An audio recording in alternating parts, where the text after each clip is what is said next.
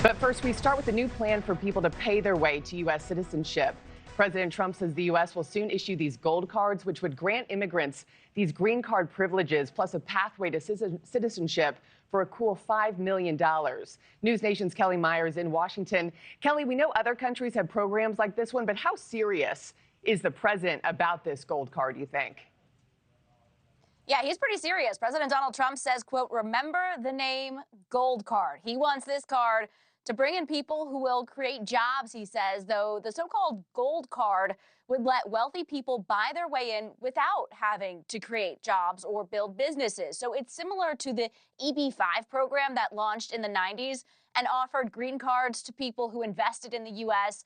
and was considered a road to citizenship. Now, both the president and Commerce Secretary Howard Lutnick say this new gold card will replace that program. Other countries offer golden visas, which usually require major real estate purchases or some other investment. Trump says the U.S. could sell 1 million gold cards, which will grant folks permanent U.S. residency for $5 million a pop. Wealthy people will be coming into our country by buying this card. They'll be wealthy, and they'll be successful, and they'll be spending a lot of money and paying a lot of taxes and employing a lot of people.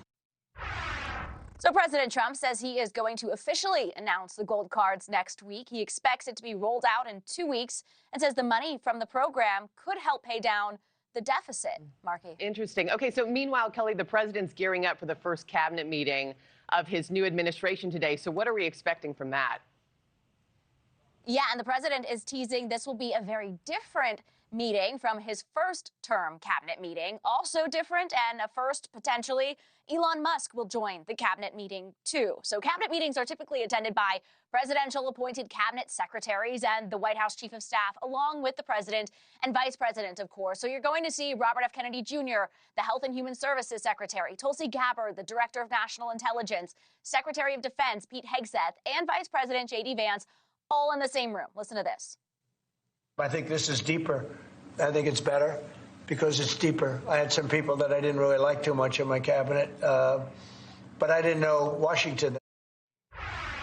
So what's also interesting is that Elon Musk will be in attendance after telling these various departments led by these cabinet secretaries to fill out those 5 things they did last week or risk termination. The White House said it's up to these cabinet leads on what to do next, so that could make things potentially a little awkward in the meeting over who they listen to, Musk or the cabinet secretaries. Yeah, exactly. We'll be watching closely. All right, Kelly, thank you. Thanks for watching, everybody. Go to joinnn.com to find NewsNation on your television provider. Also, don't forget to click that red subscribe button below to get more of NewsNation's fact-driven, unbiased coverage.